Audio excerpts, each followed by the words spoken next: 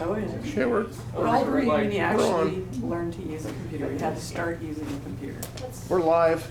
Oh, cool. Oh, no. Had to Oh, in yeah. college. It's recording now. So everyone, Yeah. back on your best behavior, no talk. Every time. That was a joke, please stop. So, for us here, and also you on the recording, it's important to take breaks during like learning or during lectures. I did that very much on purpose because just standing up and moving around kind of resets your brain. I'll do that with my kids sometimes if we're sitting down and doing homework and they get to the point where there's no progress being made. Like my kid, my youngest is 8. I asked him to run upstairs and see if the snake was awake. I don't give a fuck about the snake. But like just him running upstairs and running back down gets the blood going and kind of resets your brain to start learning again. So it's important to take breaks. Stand up, walk around. Investigations need to talk to you. Yeah. Yeah, so sitting down during investigations, just stand up and walk around.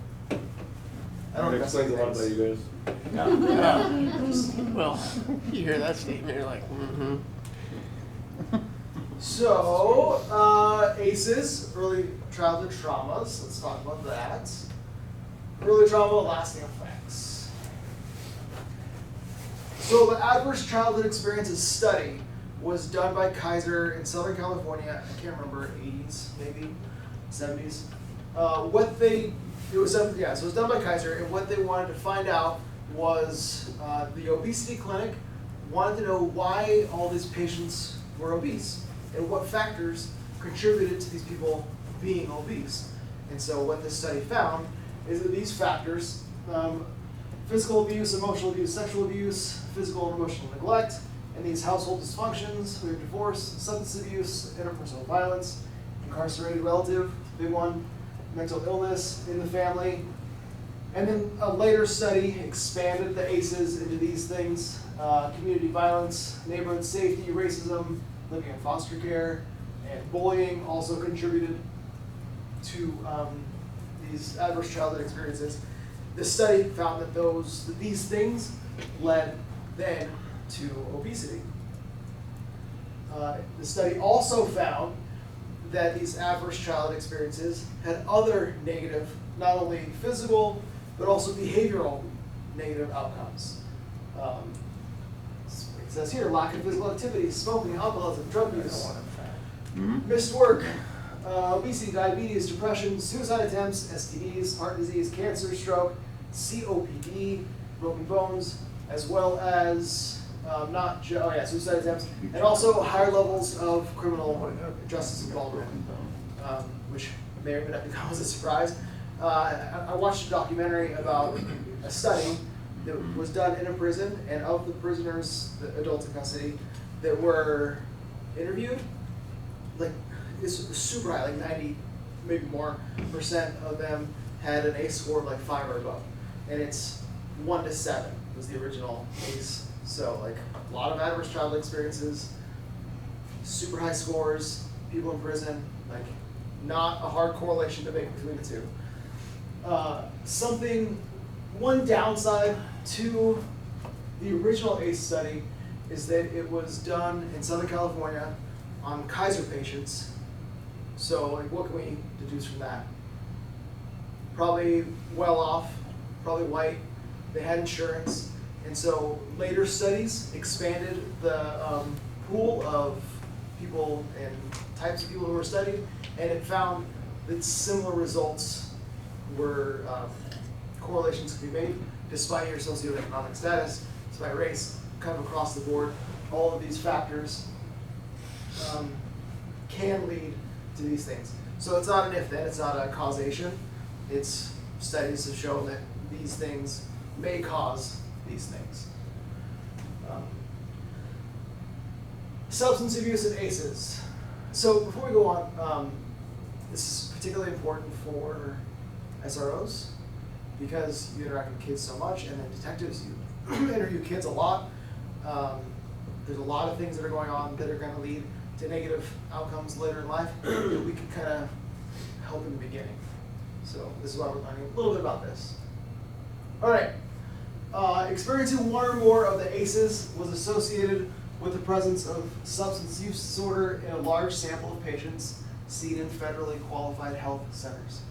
So I don't think that that's any like groundbreaking deduction, right? It sounds pretty logical that if you have adverse childhood experiences, you'll probably have substance use disorders. Why is that? I'll tell you why. It's because people often use substances to cope with whatever trauma they're dealing with. And these coping skills, and it doesn't have to be drugs, whatever, insert your favorite addiction here. It can be gambling, it can be driving too fast, it can be pornography, it can be eating too much, it can be not eating enough. There are all of these addictions that we use as coping skills that then turn into, because we do these bad things to stay alive, essentially, and to continue to function. And it's an adaptive behavior so you can survive. And then those behaviors become maladaptive because of the negative consequences. A related study found that for participants from lower socioeconomic backgrounds, that the expanded ACEs were more strongly associated with substance use than the original ACEs. So again, we have how somebody's socioeconomic background can then impact them later in life. So again, it's not just the person, the individual, it's the systems that we work in and that we come from. And again, it's not an if-then. Some people who grew up in really bad circumstances are doing great, and vice versa. So these are just kind of broad strokes that we can apply to our job. In this study, they put people in groups. They call those groups classes. So classes with racial discrimination and community violence, with or without other adversities, were associated with risks of cannabis use. So now we not only have money, but now we have racial discrimination and community violence. So our circles of influence are growing, and those circles of influence have long-lasting effects. The individual, and then the family, and the community all contribute to possible substance use disorders. The study found elevated risks for cannabis use, but not cannabis use disorder, among 3 classes experiencing multiple ACEs. So elevated use of cannabis. But hey, at least it's not crack, right? Indeed. I have a lot of strong feelings about the gateway argument. We're not getting into that today. Responses to trauma. So like I mentioned before, our behaviors are adaptive in the moment. Like, somebody might use whatever so that way they just get through the moment. And those behaviors are adaptive at the time because they help us stay alive. Those behaviors then become maladaptive when the negative consequences come in. So this is one of my favorite definitions of addiction that I kind of made up. So it's when people continue their behaviors despite negative consequences. So again, that addiction can be any form of addiction. It's not just drugs. There's lots of negative coping mechanisms. My favorite is avoidance. That's my favorite coping skill. I like to avoid my feelings, because if I don't feel, I don't hurt, right? Super unhealthy. But cops don't ever do that, right? We don't ever push our feelings down. That never happens, despite the negative consequences. Some other responses: impaired memory and mood control, early and general stressors, trauma can affect brain development. This is really interesting. So there's a really great book called The Body Keeps the Score. If you haven't read it and you're interested in trauma, it's an amazing book. It's written by the guy who essentially developed the PTSD diagnosis with his team, of course, lots of help. And he talks about these early traumas. And there's another really cool book, The Boy Who Was Raised by Wolves, or As a Wolf, something like that. So what happens when we're little and we experience a super traumatic event? Our brain stops development at that point. At that whatever developmental stage we're at, because of that traumatic event, the brain doesn't develop that stage. And then we just move on. And so we have this information superhighway that stops and then kind of goes sideways. And so all of the then following developmental stages can't develop appropriately. For example, real example, my son, he's 12, he's on the spectrum, he has autism spectrum disorder. He didn't crawl when he was a baby. He went from like the booty scoot straight into walking. Us, as inexperienced parents, we're like, cool, now our son walks. That was so cool, he's so smart, he's so amazing, because he didn't need to crawl. Super awesome, right? He's just this gifted child. Well, come to find out that that stage of development, for whatever reason, crawling, I have no idea, brain science or whatever, is connected to verbal communication. So that's why he didn't talk. He still has kind of trouble expressing emotions and feelings because he didn't crawl. So in his occupational therapy and as he was growing, we had him in all kinds of therapies.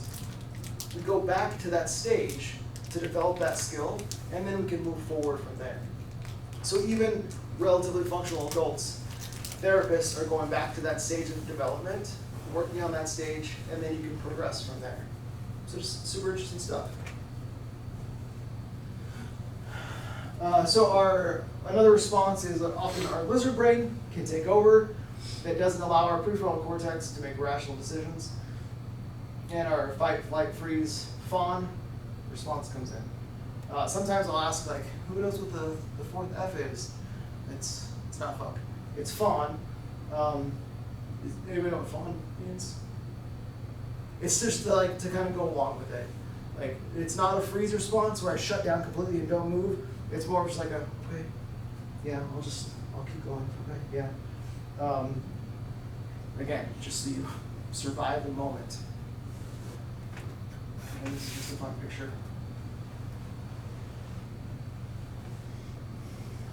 I know everybody was waiting for the polyvagal chart. I know I'm getting a lot of emails. Lee, when are you going to show the polyvagal chart? When is it going to happen? Well, here it is, slide 32 of 641. There's not that many slides. Okay. So the polyvagal chart shows our level of arousal. To maintain a functional status, we need to maintain an appropriate level of arousal. When we're going into our fight, flight, freeze, we're way up here, and what happens, according to this, is dissociation, shut down, hopelessness, aversion for death. So up here, when we're up here in our parasympathetic nervous system, other parts of our body shut down. So when we're experiencing a traumatic response or we're hyper aroused, what is happening in our bodies? When you're on that hot call, you're going code 3 to that theft in progress at Kohl's. Okay. What's going on in your body? Adrenaline, Okay. heart rate. Heart rate's up, your adrenaline's up, your cortisol's going up. What also, conversely, what's going on is certain parts of your body are shutting down. Your immune system shuts down. Your digestion stops working. Because if I'm fighting a lion, which I do all the time, if I'm fighting a lion, I don't need to digest. I don't need to fight a cold. I need to not die. And so that's what's happening in our bodies, is we as police often are way up here in this area, in our, up in that hyper aroused, fight, flight, freeze response. And so that's why we often suffer these negative health outcomes, because we never come back down here to where we need to come, to the rest and digest part of our lives, let our body come back down to function appropriately. So, Shoplifter at Kohl's is just not going to do it for me. It's not going to get me there. we used to, I don't know, we stopped doing that thankfully a couple years ago. That was a theft of progress, code 3. All right. Big T trauma and little T trauma. And Mr. T. I pity the trauma and the trauma. So there's two types of traumas that people often talk about. Big T and little t trauma. Big T trauma is exposure to actual or threatened death, serious injury, or sexual violence. It can occur through direct exposure, witnessing. So not only us directly experiencing these things, but also learning that it occurred to others. So just hearing other people's stories of actual threatened death, serious injury, or sexual violence can then lead to big T trauma in us. And the term for that, anybody? Before PTSD, secondary trauma or vicarious trauma. That's what it's called. It can also be physical or sexual abuse, recovering dead bodies, suicide of a close friend or family. I think suicides in general. I'm sure we've all been to some pretty bad ones. Using force resulting in harm or death. So these are some things, again, some things that can result in big T trauma, which can result, again, in PTSD. So before I move on, we as people in general, our minds are very resilient. There's a term, neuroplasticity, that more often than not, we're able to rebound from these traumatic experiences. And when we don't, when we continue to experience symptoms like preoccupation or elevated hypervigilance, lots of other stuff, then it develops into PTSD. Or what's before that, it's acute stress disorder. It's not like precious or a small ankle. It's short-lived. Acute? There we go. Little T trauma, some examples of that. Highly distressing events that affect people on a personal level, but are not inherently dangerous. Some examples: divorce, infidelity, losing custody of a child, emotional abuse, death of a family member, or death of a pet. Some people, I think it's a strong argument, you can move this over here. Maybe not, I don't know. I'm attached to my dogs. Well, my dog. I hate my wife's dog. She's a fucking bitch. Literally? She is literally a bitch. And she's stupid. Okay, so this is your, I know I'm being recorded, it's okay. This is your brain on trauma. I tried really hard to find a good gif of frying eggs, because like this is your brain on drugs. Couldn't find it, so just imagine for me, if you will, this is your brain. This is your brain on trauma, and eggs are frying. All right, your brain. We're going to talk about 3 parts of your brain. There's lots of parts. Talk about just 3 of them. The neocortex, so like the outside, is responsible for rational thinking, complex mathematical equations. When does that part fully develop, roughly, in people? What's that? I was just saying 25-ish. Yeah, 25-ish, exactly.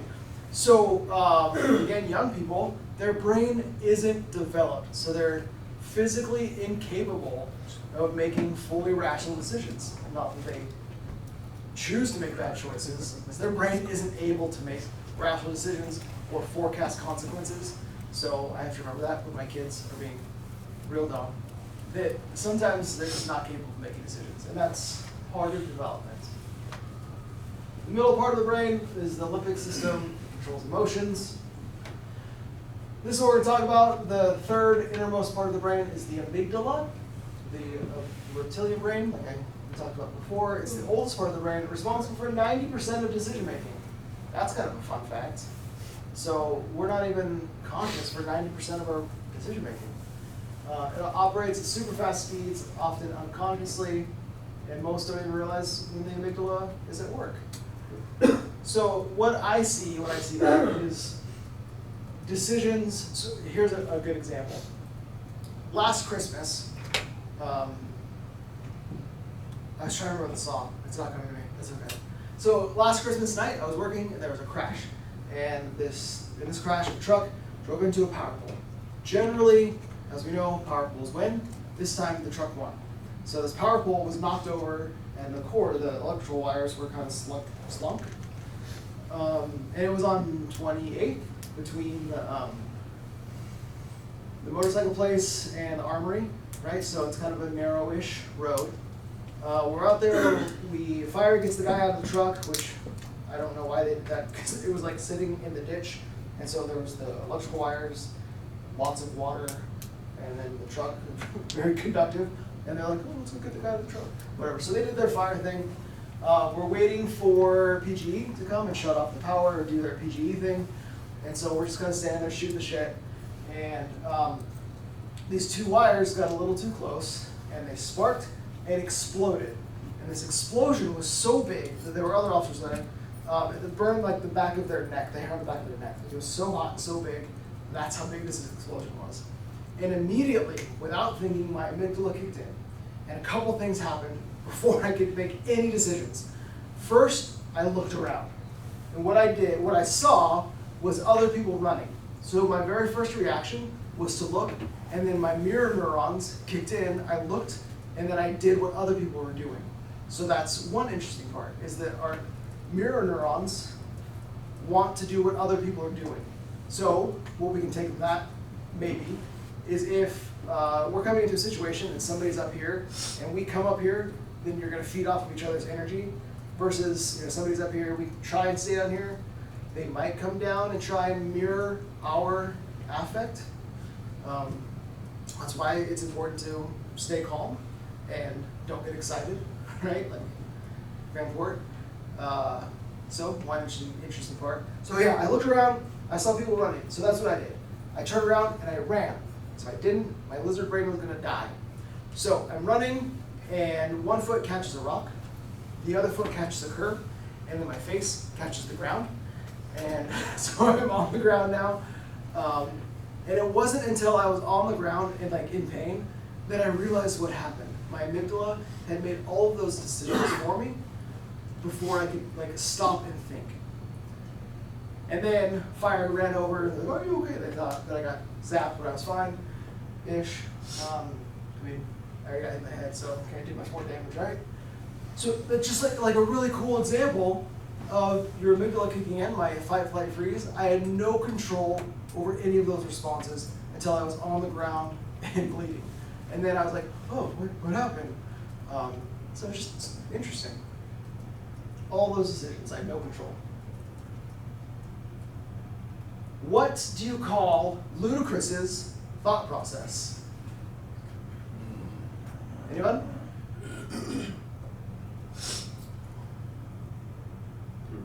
His OODA Luda. Not the best. Not the best. Okay. So the OODA loop and trauma response. For those of you unfamiliar, the OODA loop is the thought process that we go through. We observe, orient, decide, and act. Developed by Air Force Colonel John Boyd. Despite what you may think, there are some good things that come out of the Air Force. So there it is. There's the dig. Alright. It's not just like office protocol, there's actually like good stuff. Alright. How does a trauma response affect our ability to OODA, which now I've turned into a verb. It's an action. How does trauma affect our ability to observe, orient, decide, and act? Decision making? Yeah, kind of stuff we've already talked about. So, like I talked about before, trauma during childhood can be particularly devastating and can have lifelong debilitating consequences. So this is really interesting. Exposure to stress markedly impairs executive function of prefrontal cortex while simultaneously strengthening primitive emotional responses of the amygdala. So not only does it inhibit our ability to make rational choices, but then it strengthens that fight, flight, freeze response. So you have two things acting at the same time against rational thought. If we ever encounter somebody on a call or in general where maybe they've experienced a stressful event and you've noticed that they can't think clearly and they're super hyper aroused.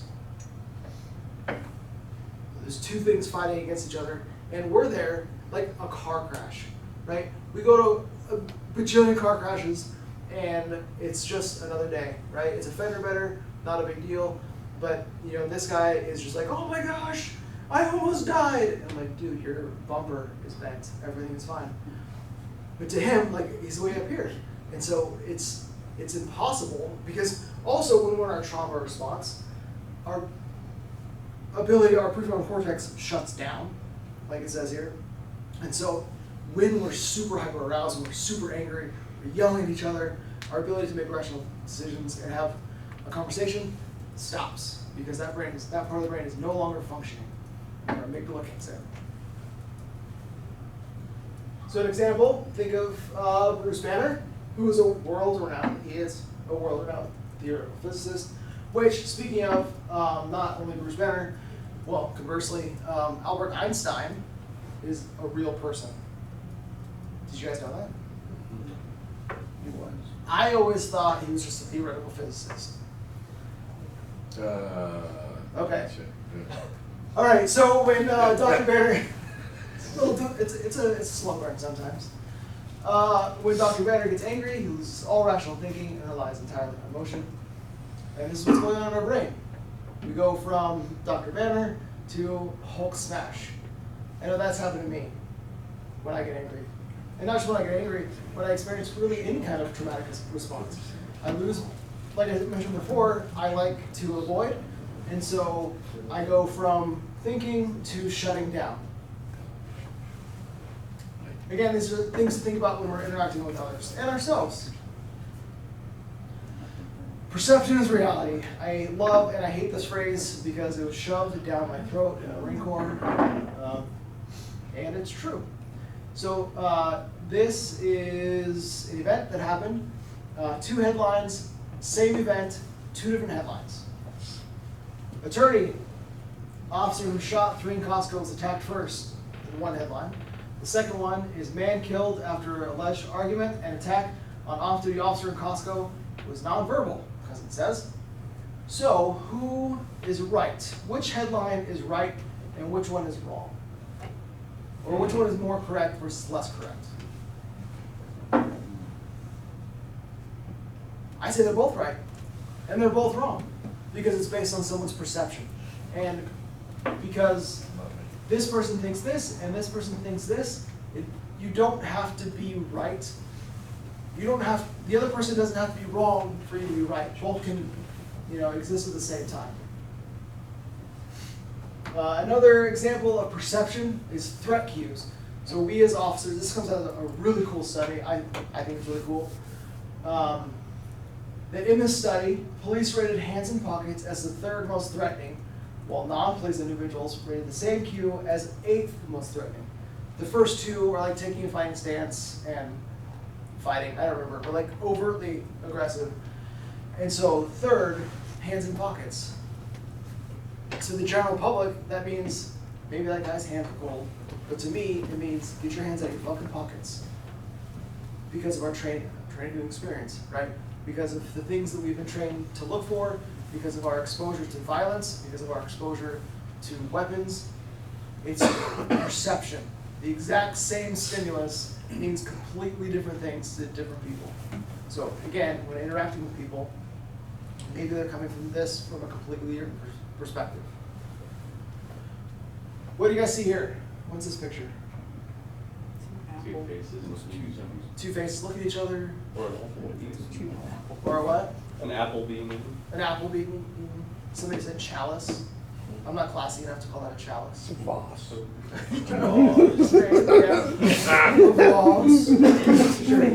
And so, of those things, who's right and who's wrong? It's all their perspective. Yeah. They can be 2 faces, and it can be a chalice at the same time. Hallucinations and delusions. What's the difference between a hallucination and a delusion? The spelling? Also, very true. So a hallucination is something that I'm experiencing. Like I see people, I hear things. It's audio-visual. Versus a delusion is a belief. So like delusions of grandeur, you hear that a lot thrown around. Delusions of persecution, we would equate that to gang stalking. While they're not actually happening, they're very real to that person. So it sounds cliche and overused. One perspective, one thing we can say is that I believe that you believe. I believe that you see 1,000 snakes that are trying to eat you, and that you've been shot 10,000 times, and that the president's assassins are out to get you. Yeah, that sounds very scary. I'm just pulling examples out of nowhere. It's not a real thing. Okay, some of you get it. That's fine. So it's very real for that person experiencing those delusions or hallucinations. Calm down. You're fine. Are not helpful. One thing we talk about in social work is meeting people where they are, and that's both physical and emotional, and on every level you can meet them where they are. Part of my grad studies, I developed an art therapy program for people who had were recently released from jail or prison, or justice involved is the term, who also had co-occurring mental health and substance use disorders. So it's a population that needs a lot of services. And in this process of developing this art therapy program, a group therapy program, what I found is overwhelmingly this population wanted me to come to their house, because they lived in group homes, like physically come to their house to do the group therapy, rather than have people as a group come to, it was for Bridges to Change, is who I worked for, or interned for, come to a Bridges to Change facility to do these things. So they physically wanted me to meet them where they were to help facilitate this training. And so we as cops can do the same thing. We can meet people where they are, physically go to their house, call them. We can emotionally meet them where they are. We don't have to agree, but we can say, oh, that sounds super scary. Oh my gosh, I can't believe that. That's awful. While also thinking, like, this is bullshit. I don't care. The illusion of care, sometimes we talk about. Another example of this, I think is really interesting. A couple weeks ago, we got a call at Max on 185th, and it's a guy. He calls in, says, I just got off the train, and there's a group of people with a gun and with a knife, and they're threatening to kill me.